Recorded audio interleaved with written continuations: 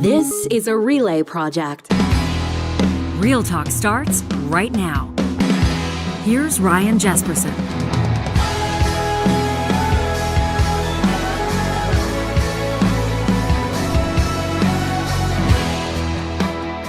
You know, we've talked a lot about the toll of this Jasper wildfire. It's the obvious place to go. It's the obvious focus for a lot of people. What was the critical infrastructure that was lost or saved? How many structures were damaged when that fire roared through this treasured mountain town? How many of those structures were related to Jasper's commercial entities, to the tourism business that obviously has fueled that town's economy for many, many years? How many of the structures lost were residences where people live, where people keep their treasures, where people's memories are housed? But we haven't talked a lot, and maybe because the town is still smoldering in a sense, maybe because fire investigators are still at work, maybe because it feels so soon, but we haven't started talking about the human toll, the emotional toll, the mental health toll, not just on evacuees and the people that are helping them out now, not just on the residents of the town or the people that travel there and live there for work, not just on the first responders that were there on the front lines, many of them still remaining, but on everybody that's trying to process this thing. Today, in a very special episode of Real Talk, we're going to connect with one of Canada's most well-known psychologists. I know that she is beloved to this audience because the response every time she's appeared has been overwhelming. Dr. Jody Carrington joins me in just 30 seconds. First, I want to let you know that this episode of Real Talk is happening with the support of HRO training. HROs are high reliability organizations. An example might be an airline. Now, these are organizations where safety culture is intrinsic. It's not an afterthought. They cannot have accidents in the workplace.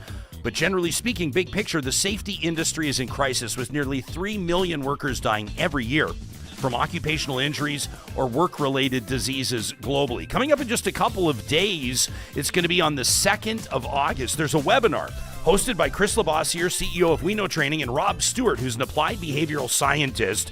It's ensuring safety excellence, overcoming contractor management challenges. If this is your wheelhouse, if you're a big part of setting, maintaining, overseeing, and ensuring the safety culture at your HRO, you don't want to miss this. You can sign up at hro.training/webinars. Don't forget the promo code Ryan20, all one word, Ryan20, knocks 20% off the investment getting involved in this webinar when you sign up at hro.training/webinars. Dr. Jody Carrington is a clinical psychologist, an author, and a sought-after global speaker, renowned for her ability to help humans reconnect to their good. She has traveled from her beautiful rural dwelling. I said, "Where do you live? Remind me again." And you gave me hell for not having a complete command of the map. But you made the trip in early today to be here with us in studio because this has to be a person-to-person chat, and we want to extend the warmest welcome to you. Thanks for being here. Thanks for having me. I always love our conversations. Where were you when you heard about the Jasper wildfire? We were out at my father-in-law's on the island, where you will remember just this time last year, Kelowna was on fire. Yeah. And so it was interesting to me to see what happens when your body has been in that place before, because I think that's a thing we don't talk about often, right? When you're in the middle of it, if you've ever had to evacuate, we think about Fort McMurray, we think about between Alberta and BC, there's a vast amount of our respective populations that feel this in their body, right? So even if you're not there, but you see the lineup of cars, you see the you smell the smells, all of those things bring you back to that moment because the body keeps the score. For sure. For a lot of people, it's like hearing the siren of a fire truck, right? Or hearing the crackle of a campfire, which will take them back to, or a smoke alarm. It could be anything, right? Mm-hmm. Yeah. And so I remember thinking, so much about this. And I think, to your point, the thing I'd love to start to talk about now, which will start to settle in after the crisis leaves, is really this idea of grief. Because it's the definition of grief is a universal response to loss. And so when we lose something that means so much to us, I've watched even on social media a little bit about, this is what Jasper means to me. I've watched, your wife post pictures of Yeah, it was beautiful. having your babies there, and people have got married there, and just what that means. You feel it in your bones, and to believe that it's no longer there. I mean, you don't have to be there. We can talk about the response, even the trauma, to what that's going to look like for the people that were actually there. But it's also that, I mean, yeah, like, look at your babes. Like, this is core memories for them, for you. And I think the grief associated with that you can't get that back again is a real thing. And you have to name it to tame it. This is the point, right? We're like, well, we weren't there. It doesn't mean much to me. Or I'm a first responder that wasn't there. I was, what. You'll feel it in your bones. If you've ever fought a fire, if you've ever been first on scene to a burn victim, if you've ever done those things, I think we really don't pay enough attention to what that means, even if you're not in the moment. I got a text yesterday from a friend of the show. I don't know if she wants us talking about her experience, so I'll leave it at that. But she's a Jasper resident, and the text yesterday just says, "My home," and then the broken heart emoji, and there's this photo. She and I'm assuming her family had a chance to get back into the town. I know that obviously they're trying to get folks back in there to survey the damage as best they can. Okay. There was nothing to pick up. Like, there's the front steps, and that's it. Just ash. And it's just like, it was just, and I didn't live there. Not my home. But when she sent me that text, I just sat there staring at that photo, and I had to take a few minutes to think of what to write back. I mean, these are, like, sorry if I'm going to be stating some things to you that are pretty obvious, but like, this is a major life event. And you'll see these people, I don't know, it's not just Canadians, we see them all around the world, but people with this stiff upper lip that they've experienced this massive loss, and there's probably, like, to a certain degree, some shock at play. And they're not wrong when they say it's just stuff. It's just stuff. But it's not just stuff. It's not just stuff. It's like, it's not everything. They have their health, they have each other, but it's a lot more than just stuff, right? You know what we do a bit too quickly, and I think it's in an effort to get out of that pain, is to start to interject the at least. At least we're okay. At least we have our family. At least we have our health. All of those things are important. You can get there. What I would talk about a lot is slowing that down a bit and just feeling it. So there's kind of a couple of steps that I would think about, when you first see those stairs or you see those images. It's the idea of being as present as you can, because it's overwhelming. When you get the news, this is a universal truth, okay?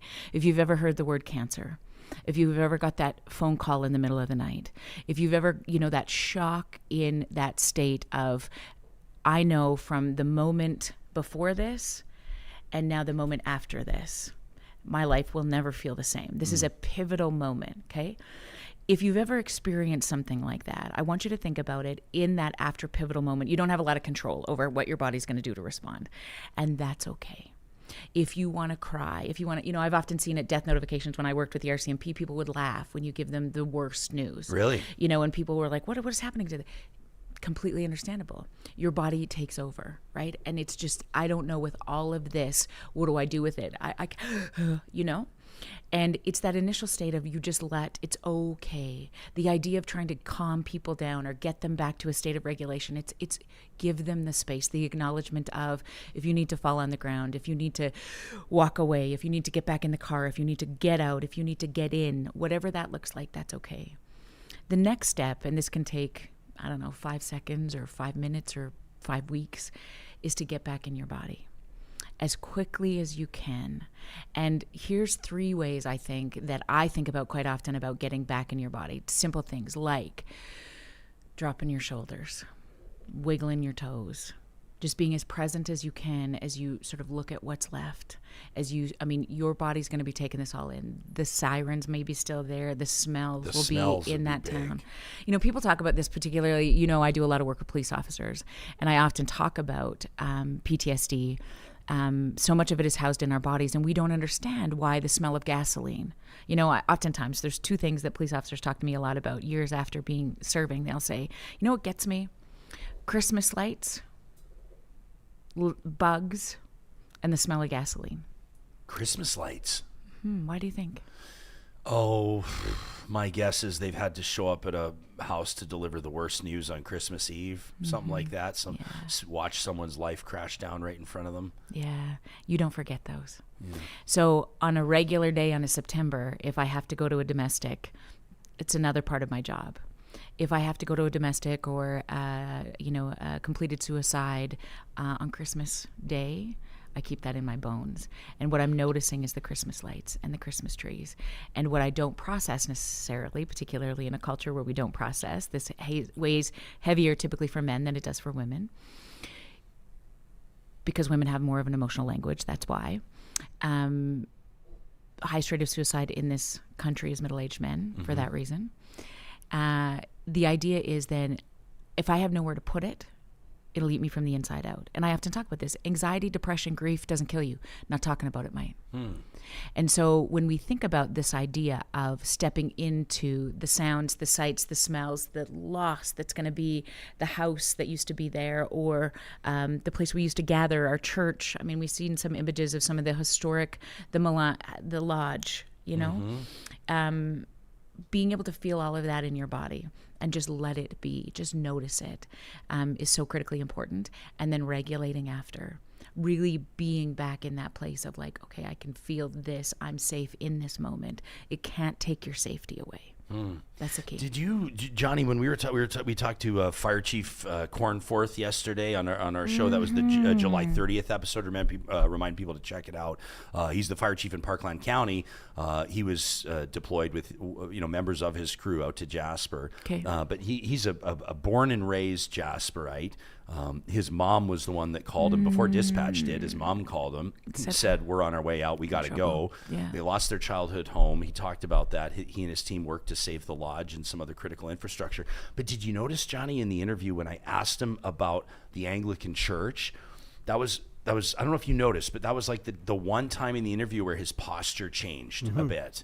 And it was like, and he was a remarkable speaker, an amazing storyteller. I mean, really put into words, in a really effective fashion, what his team experienced, the emotional toll of this, and I sure appreciated him coming on. You don't always hear a fire chief talking like he did in that July 30th episode, but when we talked about the Anglican Church, and I had received a note, and someone said, I think that was the church he was baptized in,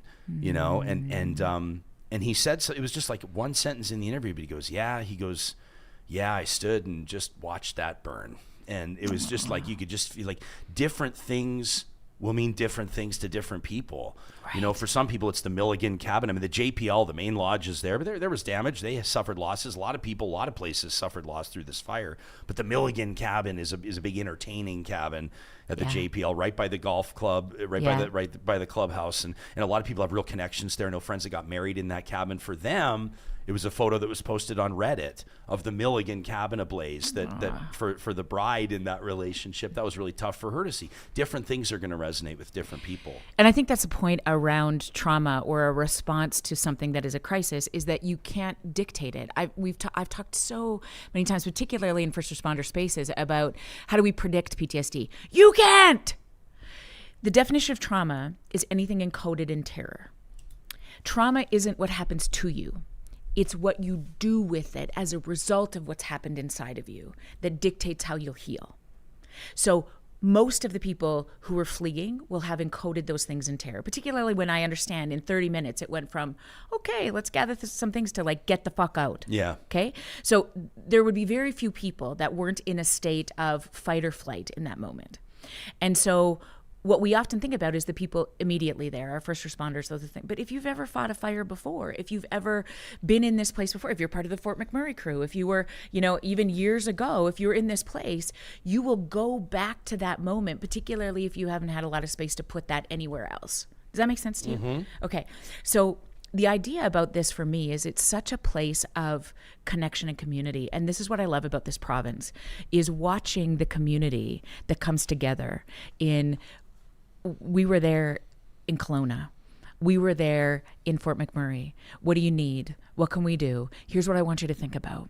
And I think that there's a script, unfortunately. The beauty of living in this province is there's the script that forest fires, wildfires are a reality. Every year we're in this place, right? Not every year does it burn a town, you know, as it threatened Kelowna, or as it did to Kelowna last year, as it did here. There's a script for it. And it's so much about leaning on each other, right? Feeling that moment. And then what do we do with this is the biggest take, I think, now. Dr. Jody Carrington, join us. If you're just live streaming the audio on the Mixler app presented by California Closets, this isn't just a show. This is a show for Jasper evacuees and people that have worked this fire, but this is a show for everybody. I mean, I know I'm not alone. I've been sharing them all in my Instagram stories, but it seems like almost everybody I know that works in hospitality in Alberta, in Calgary, I'm seeing it, in Edmonton in a big way, are offering, 50% off meals, or they're offering, $25 credits per person on the meal, or they're setting up like job postings in the hospitality industry. I know that the Edmonton Chamber of Commerce is making workspaces available for displaced residents. I've seen artists in Edmonton. I'm just off the top of my head here rattling off what I've seen. I mean, there's dozens of examples. I'll forget a bunch of them, but artists that are auctioning off pieces of theirs that'll go specifically to artists in Jasper that have been evacuated because the gallery's inaccessible, or maybe their studio burned down, including their artwork or whatever. There's and we're going to have some more coming up in about 10 minutes as we're talking to Dr. Jody. We'll have some more recommendations and suggestions from our friends at Tourism Jasper on how you can help Jasper evacuees. That's coming up in just a little bit. But there are I don't know how do you say, thousands, hundreds of thousands, millions of people that would do anything to be able to do something. Isn't that great? For these people. But that's like a human response to something as well, right? I mean, when Hurricane Katrina happens, a 8-hour flight away or whatever it is, people want to find out, where's the link to donate to the Red Cross? When something happens in Haiti, people want to know, how can we help? There's like this human desire to establish kind of a connection or to communicate that this empathy. Yeah. It's interesting. And I'll talk to the opposite of that. There's often a paralysis in that as well, right? Okay. I don't know if I can help. Everybody else seems to be helping. How can I make a difference? What is it going to really do anyway? There's so many issues happening in the world, right? What about, this also brings up okay, good, in this very privileged province, what about the war in Gaza and Israel? Why aren't we talking about, it becomes this Sonia Massey. Why aren't we talking about what's happening? So it gets overwhelming, and sometimes we're just out. I really think what's so critical is that never underestimate your power of being able to show up. I am so grateful when I see people like artists, musicians saying, listen, I'm going to host this concert tonight. We're going to make $250. What is so critical is that people who are in a state of pain and disconnect are so desperate. It's like grief. You've lost a baby. You've lost, you're burying your mom. And some of the most grateful moments are when people just show up. And those are the times we remember, because oftentimes we get debilitated, but I don't know what to say. I don't know what to do. I don't know. I mean, it doesn't really mean anything to me. I wasn't whatever. I mean, there's so many causes. Showing up on social media, as much as we have a relationship with that these days, but, to being able to offer your support, this idea of being really showing up in the best capacity you can. It doesn't even have to be financially. It's this capacity of hey, I see you. Is the acknowledgement is where our superpower lies. I will say that, Ryan, I think about this all the time in this world of AI. We think about how critically, this world is changing in this way of AI. The greatest AI, if you can understand this as a human or an organization in this moment, this is the greatest AI. Authentic interaction. You will never automate relationship. So no matter how much money you send, always important, no matter how many accolades, if you can show up authentically, if I can send somebody an individual message, if I can reach out in this way, authentic interaction will be, and we talk about this all the time, this will single-handedly change organizations, will change the way that we recover, the way that we heal. If we understand the importance of, when you said, can you come to studio today? We've done this interview, I don't know how many times I've been on your show, three, something like that. This is the first time we've done it in person. It changes everything. We got to hug and embrace before we started today. We got to joke. We got through the you cool, we're cool, what the fuck's the deal? And then we can be in this place to be okay, what are we mean is we planned for 2 hours exactly what we were here bright and early. But you know what I mean? I think there's something that you will never automate. Big time. And so what I think is really critical in this place is never underestimate. All of this is happening. The crisis of Jasper, the disconnection of the world period, the divisiveness of the world period is happening in a a time where we've never been this lonely or this disconnected. The data is irrefutable. I could talk about that to the ends of the world. The data is irrefutable. So if you have ever considered your importance, your legacy, showing up authentically in this moment, it will do more, just as much for you as it will for them. Because even if you don't impact them in the way that you thought you would, you're the only one that matters to me. If you're not okay, the people you love, the people you lead, the people we serve, don't stand a chance. We're talking to Dr. Jody Carrington. You do your lives mostly on Facebook, right? Yeah, we used to do that. Oh, now you don't do that anymore? I don't. My podcast is the only place I show up. You're blowing up. That's why. You- I'm going to ask you about your podcast coming up in just a little bit. Plus, you have a big announcement. We're going to have the scoop right here on Real. Can we scoop it? Can we just tell everybody right now? You just booked an appearance. Where did you just book an appearance? On the Today Show in New York City. I think that people have heard of the Today Show before. Oh my God. No, you know who hasn't heard of the Today Show? So we got this note, first of all, with our children when we were on holidays. And I was like, I got an email. And so we were in the car with the kids and Aaron, my husband. And I was like, ah! Yeah. And he's like, what? I was like, I think Mom's going on the Today Show. They're like, with Jimmy Fallon. I was like, no, babes. That's the tonight. Jimmy's tonight. But like today, the Today Show is the gateway drug. Okay, yes. That's my direct line to Jimmy. Yes. I just get Jenna Bush. You'd be unreal with Jimmy Fallon. I don't think so. The whole reason me asking about your lives, and I would love watching you just drop into your chat and be able to COVID, address things. that was so critically isn't that important. so fun? And so I did that for a year, every single day. I know, every day. Yeah. Okay. Yeah, it was awesome. Yeah, I know. You know, I had family members in there all the time that are big fans of Hi, yours. Deb. So yeah, Shout out to Deb. Oh, you're gonna make her month by saying that. I get to go see her next week. So, amazing. but we drop into our live chat as well, and these are just it's an incredible group that shows up every day, and I just want to honor what they have to say. And there's just some random comments here from Ken, who says, make sure if you are making a cash donation. I'm going to tell you about another one in just a second, but Ken is correct in saying if you donate to the Red Cross Alberta wildfires, the Alberta wildfires appeal is where you want to donate with the Red Cross. Matching provincial and federal dollars will turn $1 into $3. So that's really important to do. M. Aitken is saying there's free admission to Heritage Park in Calgary for evacuees, but listen to what they go on to say. It says, I remember my sister's funeral. 5 of my coworkers traveled 2 hours to be there, and I will never forget them. Amen. Isn't that amazing? Did nothing else. And like, here's the point, right? I mean, if you can financially contribute, we know that is so critically important. But the showing up, the phone, like in real life. And I think we often are like, we're going to send an emoji, we're going to send a something. Oh my God. What did we do? If I think about this all the time, what did our parents do when somebody died up the road, right? You had no other way to communicate other than to show up. Call them or show up with a casserole. Bring a casserole. And nobody was like, do you have gluten sensitivities? We're bringing all the gluten. Okay, now I know gluten's a real thing. You're going to get feedback around that. I 10-4. Oh, we welcome Don't the send feedback. the email. Yes, bring it in. But the idea is it does as much for you as it does for them. And we get in a place where we get scared to do the wrong, to say, they got to be overwhelmed. I don't know what to say. You think about this in grief. I mean, and sometimes, grief is what we're talking about in Jasper. But when somebody loses somebody, a human, they get a diagnosis, something happens and we're like, oh, fuck, I don't know what to say. I don't know what to do. They probably got so many people. The truth is, grief is lonely. And if I were to tell you that we are not in a mental health crisis in North America, we're in a loneliness epidemic. If I told you that, listening, how many people do you have live right now? Live, we'll have about 150 right now. By the end of the show, we'll have had about 500 that have dropped in at some point. So statistically speaking, on your show today, 5 people will have a plan to end their lives in this moment. 5.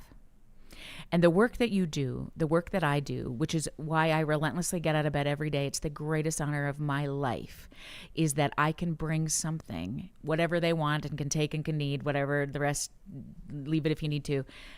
Single-handedly, what people need is to know they matter, that they have a place to land, a safe place to talk about hard things. 1 in 100 have a plan in this moment, in this province, to end their lives. Not just like, I feel depressed or I feel sad. We feel so lonely. 50% of all kids in the state of adolescence, so whatever that is, 13 to 19 right now, would say in the last 2 weeks, I don't know if a single person cares about me. 1 in 2. So I have 3 kids, so that's 1.5 of my children, my personal children. So when we think about that, and instead of considering a loneliness epidemic, there's a homelessness crisis, a housing insecure crisis, we're in a loneliness epidemic. What are you doing today when you walk downtown Edmonton? Do you have the capacity to say, good morning, right? John, is this John? This is Johnny. Johnny, you walked right by me this morning. John, if you're being serious. But Hello. Johnny walked right by me this morning. Not even a look at me. He was very focused. I am a very important guest here, and I had to say, good morning, what's your name? Huh? The idea is, Johnny, you're beautiful. The idea is so many of us are in here, in our heads, or we've got a device. Yeah? The Anxious Generation is probably one of the best reads I've done all summer. If you haven't read that, No. I can come back and do another whole... Why do you have to come back? Well, we don't have enough time. John Haidt is probably one of the most profound humans in this moment, speaking about the introduction of the forward-facing camera in 2009 is correlated with the greatest drop in emotional health of our kids in the history of the free world. It is an undeniable need that people have to stay connected to something. And when we are connected to something else, the hardest thing we will do is look at each other as humans. We're neurobiologically wired for connection. We're not going to get out of that before we die. You disconnect from an infant, they die. Yeah? We will not overcome that in our lifetime. So we're biologically wired for connection. But whoever made the human race made this second rule. The hardest thing you will ever do is look at each other. Isn't that dumb? You try to look at each other. Yeah, imagine you go home tonight. You got to look at Carrie for 4 minutes. That's your job. Yeah. Do you know how hard that is? I've been personally married to my husband for 15 years, and I say to him, "Babe, let's sit down and look at each other for 4 minutes." And you know what he says to me? Why? I'm like, "What do you? Excuse me, you're the luckiest guy this side of Billy Bob's." Okay, I had a lot of choices. Nice reference. In 2009, and I got you. And the idea is, the more we have a relationship with somebody, the harder it is to hold gaze. And when we have so many opportunities to look elsewhere, we lose our capacity to feel seen. It is the reason we are in a loneliness epidemic.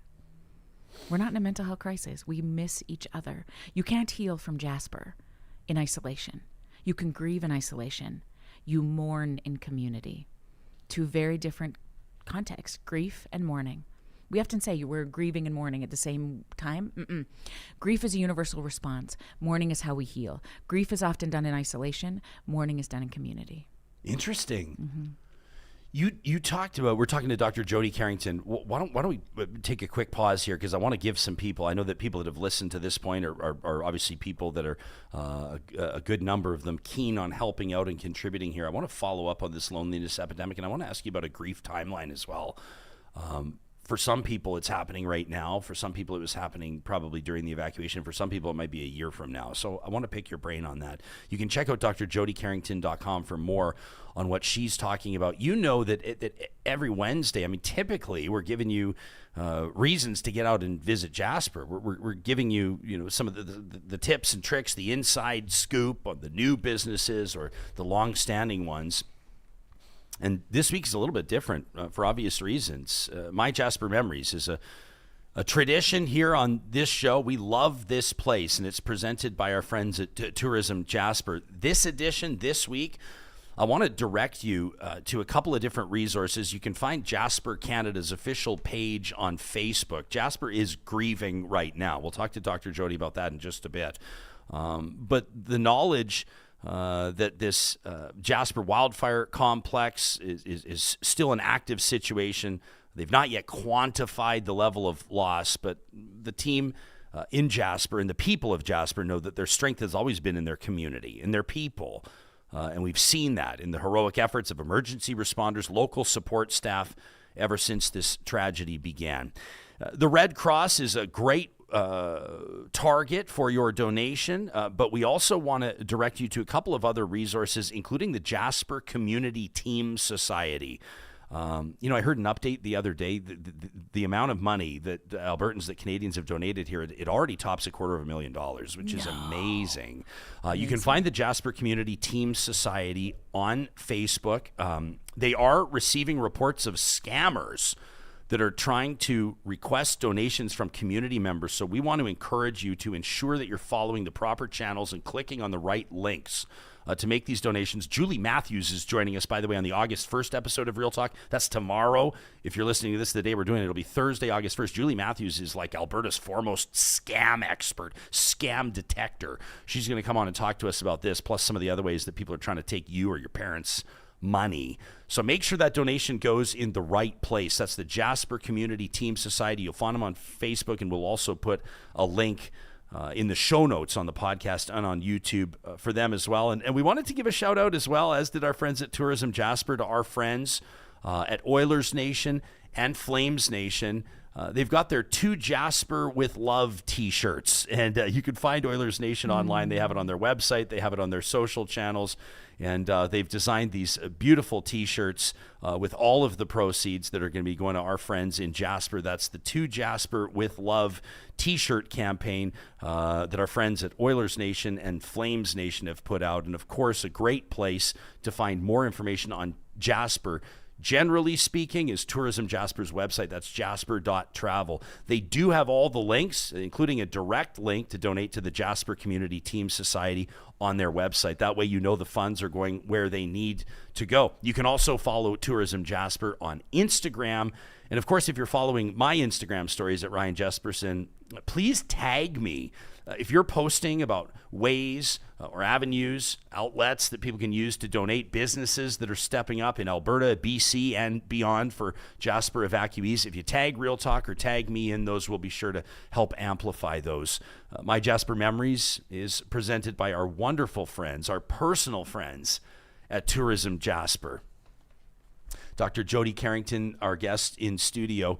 I want to ask you about grief timelines, because it's going to be different for everybody, right? Mm-hmm. Like for some people, I would imagine they're going, we don't have any tears left to cry. Mm-hmm. And then for someone, it's not going to be till next summer, and they can't find Grandpa's hammer that was passed down to fix the fence boards, and then they realize that was lost, and then that's going to hit them. You know, I mean, is there a right way or a wrong way to do it? No. I think the simple answer is absolutely no. Like, I think that here's the interesting thing about grief, right? It's an asshole, because it will find you at the most inopportune times. And just when you think you're fine, you hear the song, you hear the thing, you smell the smell, whatever the deal is.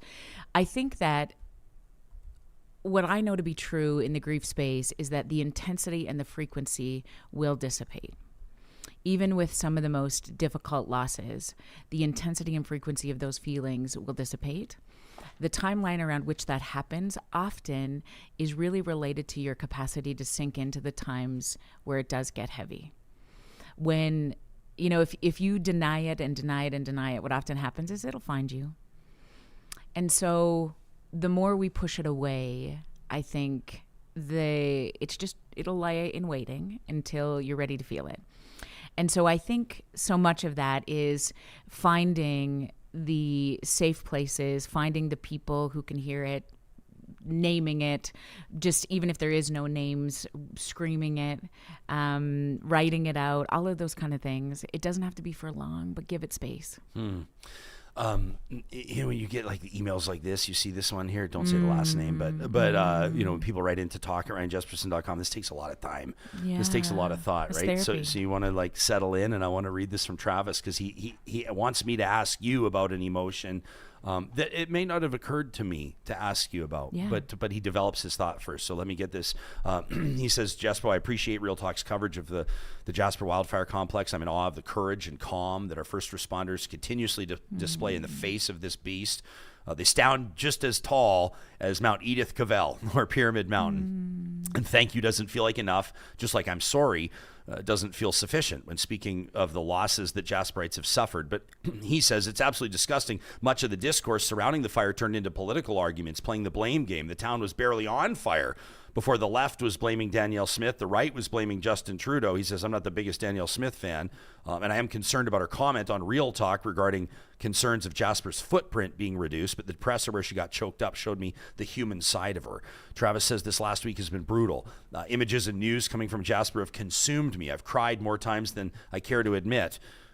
He says, as has been discussed on your show, decades and decades of poor forest management got us here. It's a fact of nature. The forest renews itself about every 100 years. And some of these trees, jack pine and lodgepole pine cones, have waxy coatings that actually need the heat of fire to be released. And decades of suppressing fire have contributed to the turn of events where it became unstoppable. He says, I also know that, building off your interview with the chief on the 30th of July, one of the most fire-smart communities in Canada, Jasper is, and you can read all about the work that they've done on Parks Canada's website. They've put in the work. We've all seen the fuel they've removed from the forest on Pyramid Beach and other areas. And if things, including this fire, started near the town, they're probably able to extinguish it without much issue. But starting near Athabasca Falls allowed it to gain momentum, become an unstoppable force that no water bomber or chopper was going to stop. I've been absolutely devastated by the destruction we've seen, but I remain inspired after seeing what remains, the firefighters, what they've managed to save. I know that nature will rejuvenate, and the kilometers of fireweed that's about to grow will be beautiful. I've already read stories of grizzlies finding safety from the fire, grazing on any fresh grass they can find. The town elk are still relaxing just east of Jasper as well. I know it feels like the mountains always seem the same, but change is constant in the Rockies. Wind always eroding the rock, water always carving new paths in the valley. Fire's part of that. It's dramatic and impressive, but it's a new start for the forest. This guy's good, hey? He's so good. He says, I'm really looking forward to your interview with Dr. Jody Carrington. And if there's one thing that I'd like you to put in front of her, it's how does one deal with guilt? I have a deep connection to Jasper National Park. I've been visiting since I was a kid, and it feels like part of my DNA, but all I've done is visit. It's the bears feasting on berries, the bugling elk or a red squirrel chattering away, the sound as I make my way down the trail, the glacial waters, the stunning peaks. It's a place where the impossible seems possible. But what have I lost? I'm sitting on my couch in my air-conditioned condo with a job to go to tomorrow. And I feel terrible for the residents, and I feel selfish at the same time. Folks are worried about getting home, and I feel distraught about seeing my favorite camping spot or my favorite hiking trail go up in flames. My wife and I have gone through photos of us in the park since childhood, and it's hard not to feel like we've lost a family member. I know Dr. Jody will do a great job of helping us unpack these feelings, just as I know that tipping back pints at the Jasper Brewing Company again will be a glorious day.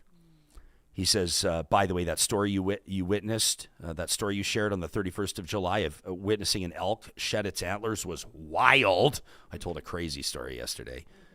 And he says, and also I hated writing essays in school. Why am I doing it now? That from Travis, an amazing email. Guilt. Travis, you need to write more essays. Like, what I a agree. gorgeous, his summary of just what happened there was beautiful, right? This idea of like, this is what has to happen. Here's what, anyways, lovely. I think that, Tyler, your understanding of that word guilt is so, I think, ubiquitous. I think it is this place where so many of us land. We have a term for it. It's survivor's guilt. When we think about why not us? We think about first responders often. We talk about this in this space about like, how come I wasn't there at this call? How come you were? All of the things. Even if you look at sort of the damage that the town endured, there's a whole block that's wiped out and then 4 houses that remain. Totally. There's like, everyone's saying, thank God the Jasper Brewing Company didn't burn. and I share the sentiment, but right next door is leveled. Isn't that something? Right. And so there's so many questions in that space around why. And in this human existence, there's always that question of why. I think the critical piece around the feeling of guilt is that you don't try to suppress it. You really name it. And the way that you can articulate yourself, Tyler, I know you're going to be good at this process, sitting in Travis. that process. Travis? Did I just call him the wrong name? You owe him a beer. It's okay. Fuck. Sorry, It's buddy. fine. I'm sure he'd love to have a beer with you. Trav. I'll give you his email. You can reach out. Yeah, you guys can set a patio got it. date. Trav, There you go. Yeah. Jasper, you and me. The idea of being able to name that place instead of allowing it then to debilitate you is really where we find our greatest acts of service. Is that given using the privilege that is, and that word is something that I just love to talk about all the time, then how do you use that place of? And so your idea, Trav, of, revisiting the photos, how can we assist, what is happening, I think becomes that greatest place. It's an emotion that is just the same as every other emotion. There's no bad ones. And that's the issue with feeling emotions is that we often want to get back to this place of we're fine, we're good, we're happy, we're over the hard emotions. We don't like it to be sad or guilty or feel shame or do all of those. Every single emotion is necessary. But we're happiest when people are calm. We're happiest when people are, I say this to parents all the time, what's the greatest wish you have for your children? I just want them to be happy. That's dumb. Because nobody's happy all the time. Oh, no. You're going to bring people's worlds crashing down It's this dumb. morning. What I wish for your children and mine, Ryan, is that they have the capacity to feel all the emotions. And the only way you give them that gift is you allow them to feel those emotions, right? We should feel fucking guilty in this place because we didn't lose. You're right. We get the air-conditioned condo and somebody else has to figure out where they're going to live in a hotel for the next 6 months. Yes, there is guilt associated with that. It's not bad. That's a feeling. There's some awesome conversation happening in our live chat on YouTube as we talk to Dr. Jody Carrington. Darren says, I've been really making an effort to maintain and create connections with people this summer. He says, I'm really recognizing the importance. Darren, I love that. Ben says, it's disheartening to see how disconnected everybody is now. Jordan says, isn't it ironic that with all the social media crap today, people feel isolated? And so that was Jordan. Let me get that right. That was Jordan. Jordan. Here's what's ridiculous about this is that we have never been more disconnected in the history of the free world than we are in this moment. And when I talk about this with organizations, they're like, oh, come on. You think about, though, I mean, I am a huge proponent of getting people back to work. Hybrid organizations make a lot of sense to me. You will never automate relationship. And we can expedite the process of business development, of communicating with people globally, of staying connected to our people. All of those things are important. It will never, ever, ever replace the importance of having a coffee with somebody, closing a deal on a handshake, coming back. If I have to give hard feedback as a coach, as a parent, as a best friend, I think about this often when our kids get in squabbles, right? This whole rhetoric around bullying. Kids are assholes. They're supposed to be in this place of figuring out how to be bullies. The biggest responsibility falls on the shoulders of the big people to start to facilitate those big emotions. Come back in. Let's talk about it. What happened here? Right? Are we sorry for saying those? Yeah, we'd really like to apologize. I need a script for how to do this. We're not born with empathy. Somebody has to show us how to do it. We're not born with the capacity to apologize or lean in. Now you can imagine the more disconnected we are. Hang on. That's not like an inherent human emotion, empathy? No, it's a skill. You can't give it away unless you've received it. Huh. You're not born with empathy. Your babes have no empathy. Maybe not born with it, but okay, interesting. So if you've been raised in multiple generations of abuse, neglect, and trauma, okay, if you have survived, and I use that term loosely, a cultural genocide, nobody has been clearly in a position to give you the neural mechanism that says, this feels good when somebody says, tell me more. What's the hardest part, baby doll? Come here, look at me. Mommy's sorry. If the primary caregivers, because nobody's given it to them or unable to give it to the next generation, it becomes very difficult to perpetuate or break that cycle. So one of the greatest interventions, particularly when people are in grief or mourning or in significant places of trauma, is how in regulated bodies we come together and assist each other's children. Yeah? This is why some of the greatest contributions as a hockey coach, a soccer coach, showing up in these places to be able to be like, tell me more. I'm so proud of you. Because the ones who need it the most are the hardest to give it to. That's why it's very difficult to reward kids that are good all the time, right? Because, of course, they have regulated places. Typically, they come from a position of privilege. Dysregulation is a privilege to feel and to be guided back. That's not how you talk to me. Come on back. If I say, you're a piece of shit, you don't, or that's dumb, go to your room, which is the generation in which we've been raised by, yeah? One thing has changed significantly in this generation. We've never had this least amount. Think about the square footage of the house that your father was raised in. Mm-hmm. It is estimated that our great-grandparents looked at their children 72% more of the time than we look at our babies today. 72% 72. Ooh. How do you deal with grief? How do you figure out empathy or mourning if we're spending less and less time? You can't tell somebody how to be great. You have to show them. I can't tell the next generation in my organization how to be a good leader. I need them to sit in a meeting with me and they need to watch me fire somebody. They need to watch me give critical feedback. You can't read about building biceps and expect your biceps to be big. I've tried it. Right? Look at me. My abs I do a don't lot look of like, reading about it. Me too. And unless you practice, get the experience, the adage, there's no replacement for experience, has never been so true. There's no replacement to how to break up face to face, to give hard feedback back and forth. And the more we step away from those hard conversations, the more we enter an elevator without saying hello, the more Johnny walks by me and doesn't say good morning, the shittier he gets at his social Johnny is like graces. the friendliest guy in well, the not whole today. bill. Yeah, well, I he's wouldn't focused. know that. He's focused. I assigned him tasks. Yeah. Oh, now we're going to need to do therapy. Look at Johnny. He's just wrecked. Yeah, he's getting piled on here. Not even look at me. Look at Johnny, look at my eyes. If Johnny wanted to, he could just take this whole show off the live stream, right? He could just he steer, just might. Just look steer, at him. steer Fuck this thing this. into Who the invited ditch. her? Yeah. Darren says you learn to trust people when you're well taken care of. You learn to distrust when you are neglected or abused. The formative years really matter. Cheryl says, I totally agree. Amen. We are not born with empathy. We identify with those who have suffered like us, where we have grown in our own healing and helpfulness. James says, tragedy in social media. The tragedy is social media didn't start out bad. He says, I've met people on Twitter I wouldn't have otherwise. Yes. Me too, James, 100%. Yep. He says, but then we met in real life, and he says, call it what you want, but we carried that into the real world, which is such a great comment. Yeah, social media isn't, but here's the problem. Social media isn't social. This is the issue, right? You curate what you believe to be true.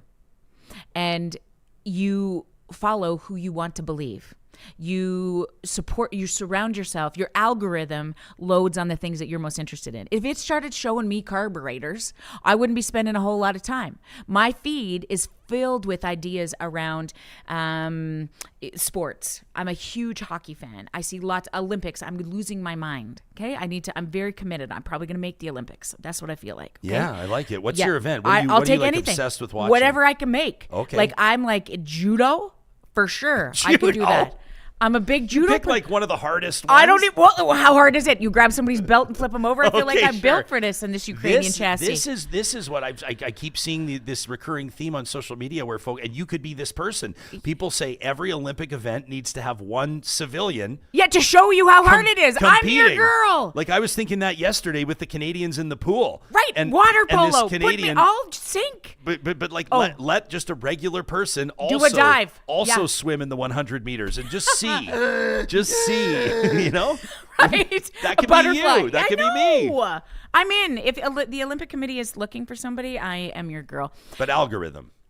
So we get so connected to the things that we believe to be true, and so we socially curate that. Okay, which really limits us in the exposure to other ideals, right? If we are complete disagreement of Trump, I will not be following, I'll be unfollowing the people who are completely in that camp. And I miss all the things that potential idea, that political platform could bring to the way that I think about things, right? Now, the idea is but it also means that we can connect to people. It also means that it allows us to, as your listener just said, meet people that we would have never ever before. This was not the original intention. And the algorithm connection to keep people connected to a device is killing us. And the biggest concern I have, particularly as a psychologist, is that there are, as John Haidt has pointed out, many people, the Surgeon General has pointed out, there is no regard for our neurodevelopment of our children. So we overprotect our kids all the time in person. Don't go there. You can't have a sleepover. I don't know their parents. Oh my God. We underprotect them online. Our babies have access to Pornhub. Our babies have access to watching a beheading today. We would never allow those things to happen in real life. Yeah. But we give them 20 minutes alone on the iPad because finally it's quiet, because we've never had this much noise in our own life. We just need a friggin' break. We overprotect them in person and we underprotect them online. Kimberly, with maybe the comment of the day, says if babes had empathy, there would be no sleepless parents, which is fair. I need to ask your team permission to keep Dr. Jody for 10 more minutes. Do we have that permission? All right, good. Yeah. I don't want to run you past your scheduled commitments, but I want to ask you about your podcast. And I want to ask you, you've talked a lot. I know that this has maybe nothing to do with Jasper, but about screen time and like in your own family. And when we're talking about connection, you're talking about loneliness and isolation and eye contact. A big part of that is like we get a lot of questions when we talk about screen time online. online. We did what was it? I guess 2-3 months ago, we did kind of a run of shows on screens and tech in classrooms. And the response to that, I was like, we heard parents loud and clear. So I know that people care about that. More with Dr. Jody Carrington in just a bit. This episode of Real Talk is happening with the support of amazing partners like our friends at Athabasca University. You can find them online at athabascau.ca. It's where you can learn more about the AU Advantage. You know, for a lot of people, there's this dream or this plan to attend post-secondary, but there are barriers, hurdles in the way. It could be geographic. Maybe you just live nowhere close to a brick-and-mortar university. Maybe there are some cost barriers. Maybe it's your schedule. You're working full-time, looking out for your parents. Whatever it is, AU's got an answer for that. Their online offerings at Athabasca University will open up your options. You can learn more about financial assistance, registration, programs, and courses by visiting them online today at athabascau.ca. California Closets is ready and waiting to meet with you. A design consultation that'll cost you exactly $0. They've got a talented team of designers and then installers that'll help you make the most of your space. They'll stay on your budget, but they will transform your boot room, your staircase, your entertainment center, your basement, your garage, whatever it is that could use that custom touch. California Closets has you covered. And you can find them online. Book that free consultation today at californiaclosets.ca. Got a few emails yesterday after I talked to you about that strawberry rhubarb crumble that we absolutely crushed from Friesen Brothers. The posture change from Dr. Jody leads me to believe that may be one of her favorite desserts as well. Well, they make them with real Alberta flour. These are crafted, handmade pies, and you can find them at all 17 of the Friesen Brothers locations. You know, we're coming up on August 1st. Don't forget, for families, and who doesn't qualify for this, trying to stretch every single dollar as far as it can go, Friesen Brothers on the 1st of every month knocks 15% off grocery purchases of $75 or more for years and years and years. Friesen Brothers has been Alberta grown and Alberta owned. You know, there's a lot of communities that are going to be rebuilding from wildfire, floods, sewer breaks, you name it. And as we talk about this, we remember, I mean, this is the whole reason Dr. Jody's here, the personal impact these disasters have. That's why when you are rebuilding from disaster, you don't go with just any old company. Chances are the fine print in your insurance policy allows you to choose the restoration companies that's going to do the work. Complete Care Restoration built our studio. We've seen their handiwork. We've dealt with them. We've paid their the accounting team. We've gone through the process. We've seen it from start to finish. And with 2 thumbs up, we recommend Complete Care Restoration. You can contact them today. They're ready to respond 24/7 by visiting CompleteCareRestoration.ca. And before we get back to Dr. Jody, a quick note for those of you that may have your ticket, your electricians, or maybe you're getting close, your apprentices, and you're looking for work. It could be that you've been displaced from where you've been working all along. The team at Kubi Renewable Energy is ready to meet with you as they hire up their teams in Lethbridge, Kamloops, Calgary, and Edmonton. No solar installer in Western Canada is doing more work than the team at Kubi Renewable Energy, and they are inviting you to be part of that clean energy revolution. You can follow the careers link online at kubienergy.ca. Now I want a California closet. You want a California closet? I need a pie. And I think I should be an electrician. Like that. Yeah, that's fantastic. Jesus, what else do we need here? Yeah. Let's restore shit. Well, I feel like let's tell you more about what you need. Okay, yeah. Yeah. I need a discount. You can maybe go back to Athabasca University and check out the programs and courses. And California Closets. That's my favorite. Yeah. Okay. The screen time debate is an interesting one, and you're talking a lot. I mean, why don't we? I want to give a shout out to your podcast as well. Your podcast is obviously has been doing very well, and a lot of people I know are very keen on the fact that you're going to be getting back into that. People can search "Everyone Comes From Somewhere," right? Yeah. The podcast, and you can find it at drjodycarrington.com/podcast. How does the podcast adventure? How does that avenue or that arm of what you do have you found it's reaching a new audience? Have you found that it allows you to practice what you do in a bit of a different sense? Why a podcast? That's a great question. I mean, for a long time, I really didn't want to do one because it was like, how do we, the lives that we did through COVID, I think was just really a nice transition to be able to like, okay, how can we sit down and really talk to people? And the whole premise of the first season was really around people are hard to hate close up. And so, Ooh, I like that. And that's something. And Brene Brown said that people are hard to hate close up, move in. And so it's this idea that behind a screen, you don't know anybody. So once you know people's story, it becomes very easy to want to sink in. So we just took stories from all different places and cool people that we've met along the way and just figured out where they came from. So here's an example of where like a digital resource would be very positive for somebody. People are going to access your podcast probably on their phone or their tablet or whatever. If they're like me, they pick up their phone to do one thing and then they see notifications and then they go off, and because we're all distracted very quickly, and then they're checking their Instagram and then they're checking their email and then they're checking 100 other things. I was about to start talking about my routine. Nobody needs to hear that. Hockey scores, Absolutely. But then all of a sudden we realized we didn't even accomplish, or we didn't do what we set out to do. So then we pick up our phone again, and then we go back, and then all of a sudden we see our screen time report. And we go, oh my gosh. And our kids are watching us, and our friends are watching us, and our partners are watching us. And oh man, there's no feeling like the indictment of your child looking at you and saying, please put down your phone. Like it's the worst, right? We were just talking about that today. I was like, okay, so we've had major screen time conversations after I've read this book. All three of my children now want me to burn John Haidt's book because they're like, no. Yeah. You can put it in the notes This too. It's was called The Anxious the Generation. anxious generation you're talking about. Yeah. And what I think, so there's four things that we're quite worried about in terms of the ramifications of the uptick in the easily accessible use of screens. Okay. So sleep deprivation becomes one of them, right? So when you charge your phone by your bed, the research around this is very interesting. If you charge your phone outside of your room, you sleep better for so many reasons, as you can imagine. So the sleep deprivation is one of them. Social deprivation becomes the next one. It's easier just to text somebody than it is to drive over to their house and have a coffee. Way easier. Our kids aren't getting together because they're like, let's just get on and game, versus, hey, get your bike, go see if Riot's home, right? We're just like, no, I'll just call them.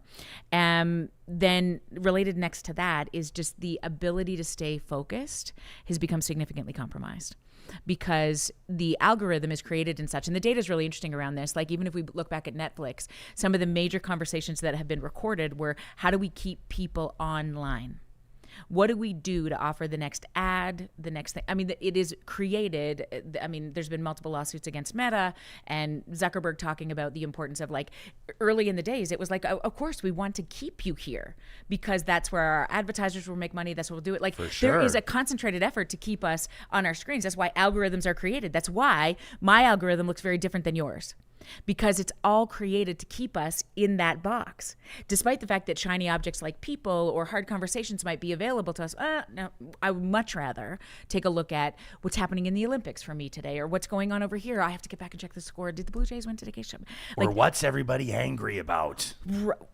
That's how you operate, obviously. So you're really worried about what people are mad about. I'm trying to care less and less about that, to be honest with you. But it's really that idea, right? And then we're so connected to then the likes that we get. Because instead of getting sort of a nod on the street, we're like, we post something or we see somebody post something. Oh, how many people did we go back? And it is so, as you said, humbling when our babies have said to us now. My daughter Olivia will say this to me all the time. We're at a table, she's trying to tell me something, and I got the phone out, and she's like, okay, I'll just wait till you're finished. I'm like, put your phone down, Mom. Like, what? I was the one telling you about this, huh? And then we introduced, I was just telling this to Des today. We were like, let's, over the holidays, we took a couple of days in Tofino. I've never been out there with Aaron, and I've never taken the kids there. We said, okay, everybody's leaving their devices at home. 48 hours. Yeah. Okay, if you do it, we do it. Deal. I have never, the children played hide and seek. What is that? How old are they?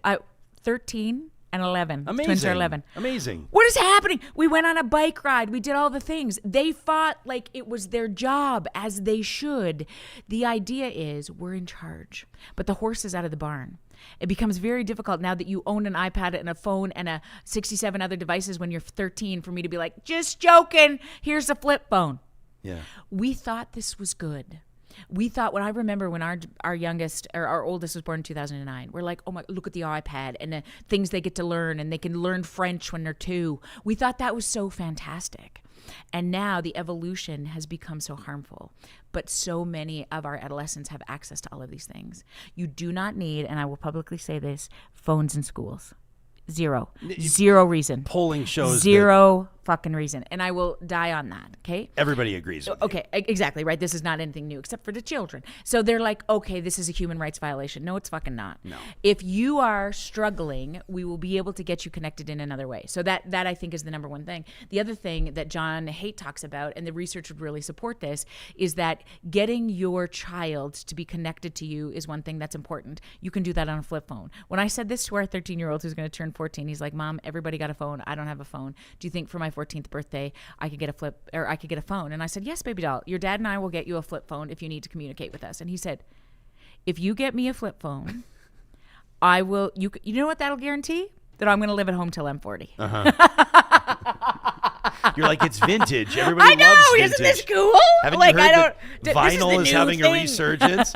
Okay, I want to ask you about this in closing, because you talk about focus, and you talk about how kids have lost their focus, and adults too, I'm sure. But we had Sophie Gregoire Trudeau on just a short time ago. Yes, I had and her on my talking podcast too. Oh, did you? Okay, yeah, we're good friends. So, sometimes in an interview, something just is uttered, and then all of a sudden it just explodes. And so she starts talking about ADHD, and I didn't think at first glance, and this is of course based on my limited experience, my limited exposure to the conversation, I think I'm probably undiagnosed ADHD, to be honest with you, but I was listening to her talk. She was talking about her conversations with experts, so she was communicating what she took away from these conversations with experts about different things, including ADHD. And some people were sort of like feeling like she was bang on. More people sort of thought that it was out to lunch. And we heard about it from a lot of people, and so this has been on our radar as something we want to follow up on. And here we go. Step number one, talking to you, renowned psychologist, Dr. Jody Carrington, who you will soon be able to see on the Today Show. And this is from Trav in the live chat, who says, do digital devices cause ADHD, or do they highlight an existing condition? Yes. You can't. ADHD is a genetic illness, in legitimate ADHD, right? So when I look at the lack of focus, the inability to stay connected to things, to lose things easily, to all of the symptoms that I would be looking for when somebody sort of presents either as an adult or a child with symptoms, would be very clear about, it's so difficult to differentiate ADHD from a trauma response, from a very overstimulated system. But when you experience somebody who has ADHD from a clinical perspective, it is so clear. And sometimes I think when we start to talk a lot about, like, okay, so do you lose things easily?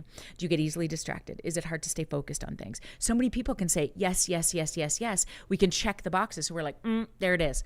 So let's really understand what's your history, what's your story. If I'm going to do a really big assessment, which we often don't do these days, I think nearly enough, it becomes so critically important to understand the underlying causes. What is the life system that's happening underneath that? And when we really understand that there is a neurological condition, a neurochemical difference in your brain versus mine, it's also highly genetic. When we think about that, the percentage is quite low, but it's one of the most genetically transferred mental diagnoses in the book. It really does take that whole systemic approach to sort of where are you at, instead of just looking at a few symptom profiles. But I think it can be really helpful to understand, how do we navigate some of those things. Thanks for taking the question. Thanks for hanging out for like an hour.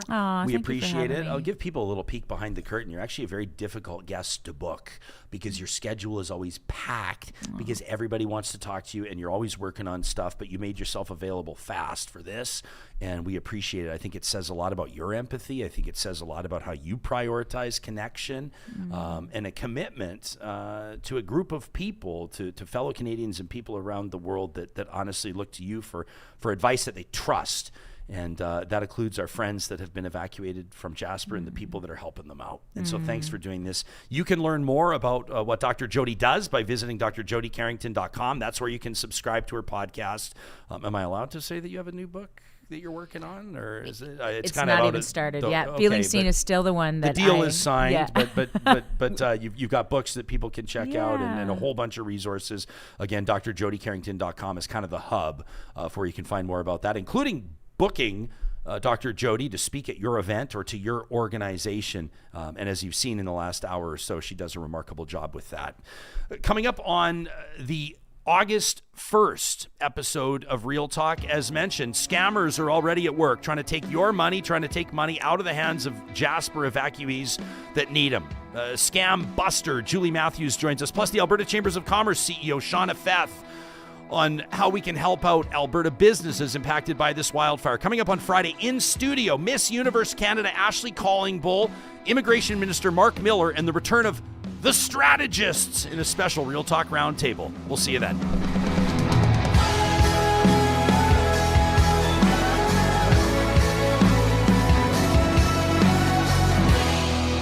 Real Talk is hosted by Ryan Jesperson, executive producer Josh Dunford, technical producer John Hicks, general manager Katie Cook-Chivers, account coordinator Lawrence Derlego, human resources Lena Shepard, website design Mike Johnston, voiceover by me, Carrie Skelton.